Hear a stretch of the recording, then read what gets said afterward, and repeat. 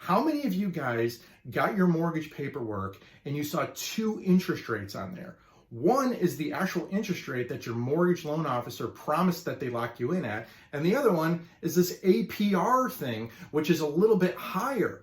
And you call up your loan officer and you say, wait a minute, I thought you said you were locking me in at 5%. What is this annual percentage rate thing that is 5.125?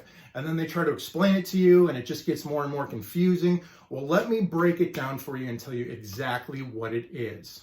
Your annual percentage rate is not your interest rate. In this case, the 5% is your actual interest rate. The 5.125 is an expression of how expensive your loan actually is. So if you shop two mortgage companies, mortgage company A promises you an interest rate of 5%.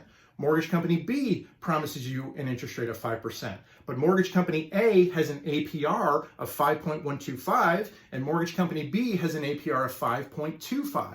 Well, you look at that and you say, okay, mortgage company A has a better APR. Why? Because their closing costs are lower. That's why.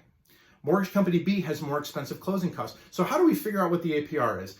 It's very complicated, but the easiest way to remember it is you take whatever your closing costs are on that loan and you spread it out over 30 years or 15 years or whatever the term of your loan is, and you calculate the extra interest you'll be paying just on those closing costs alone.